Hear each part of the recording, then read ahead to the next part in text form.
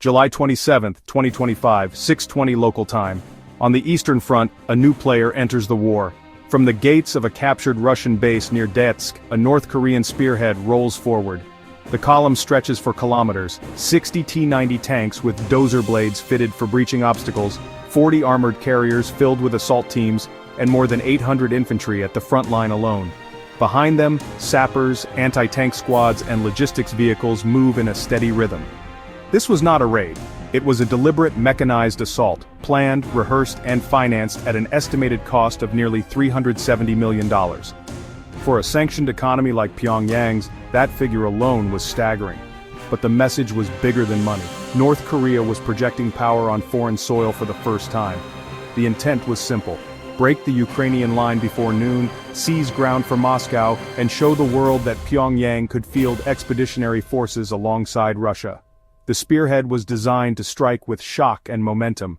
Suicide drones would open corridors, armor would surge through, infantry would expand the breach. Speed and mass were meant to overwhelm, but speed can be a weakness, and in this case, it was fatal.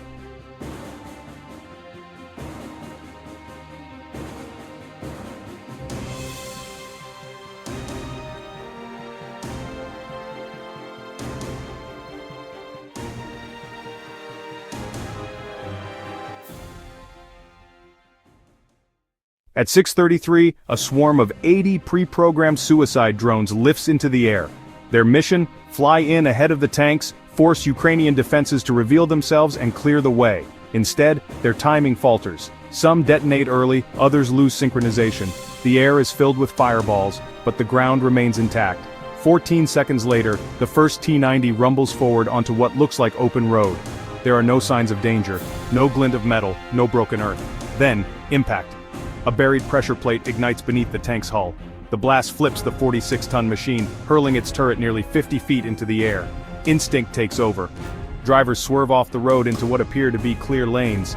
But those lanes are not safe, they are bait. Vehicles funnel straight into mine grids designed to catch them in sequence. Radios choke with static. Optics flare and blind out. Within less than a minute, the spearhead understands. This ground is not contested, it is prepared. They are inside a kill box.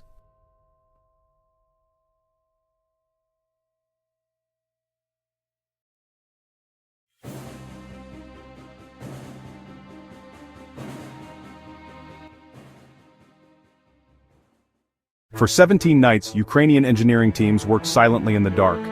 No routine, no pattern, just irregular shifts.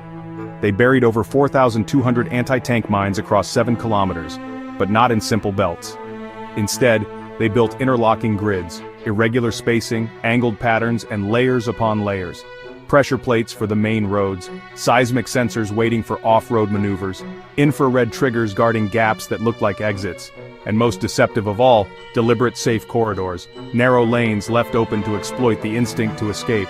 But those lanes converged on choke points where multiple vehicles would line up, collide, and block one another. It wasn't just a minefield, it was a machine, ticking away with staggered arming windows, first to halt the vanguard, then to punish detours, and finally to destroy recovery attempts. From above, the land looked ordinary, low grass, faint tire marks, nothing suspicious, but in reality, every square meter had a purpose. The battlefield itself had been turned into a trap.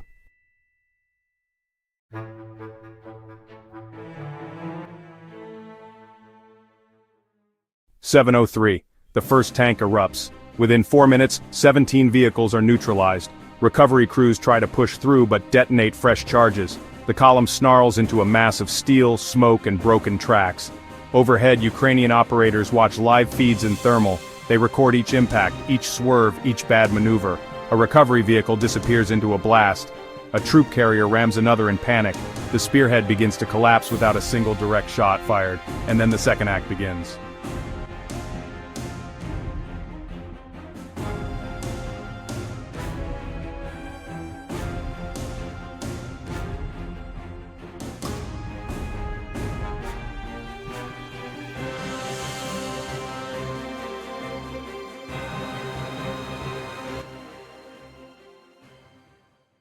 From concealed hull-down positions, Ukrainian Oplot tanks rise with engines already spooled.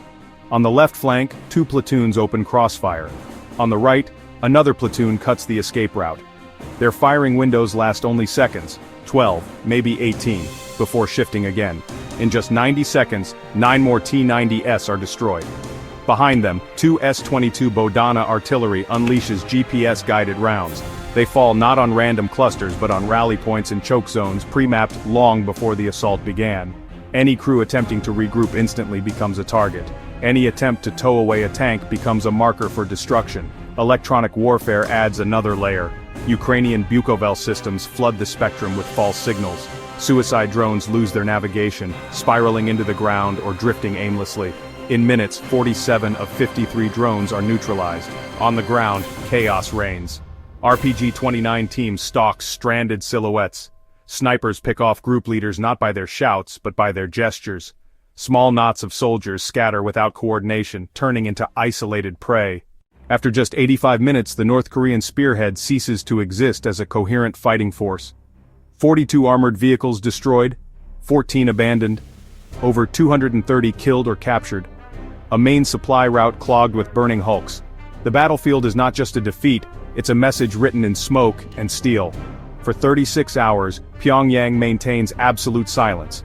No state media footage, no triumphant parade clips. Instead, reports leak of generals placed under investigation, accused of failing the nation's debut expeditionary mission.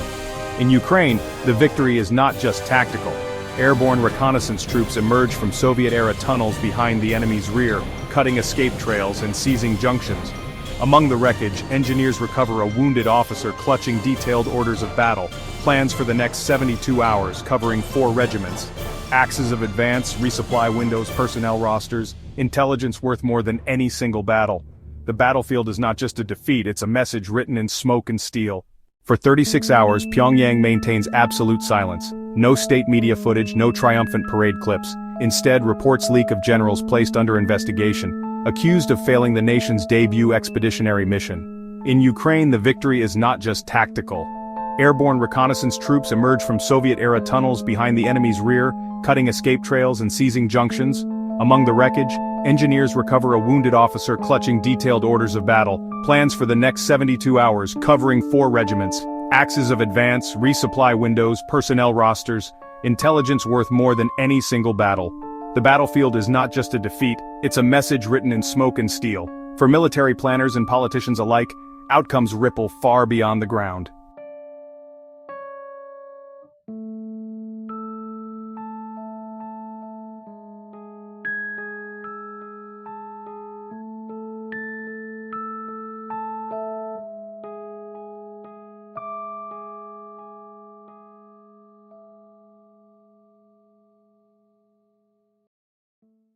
The meaning is clear. Mass armor, sheer speed, and waves of infantry no longer guarantee success.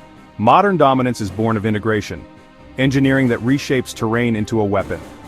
Precision artillery that turns clusters into graves. Electronic warfare that blinds the sky. Armored pincers that strike with seconds of exposure. Discipline that binds all of it together. In Frosthook, victory was not improvised. It was drafted on graph paper, refined in the dirt, and sprung with flawless timing. For anyone studying war, the conclusion is simple. In the 21st century, numbers alone die in silence. Integration wins battles.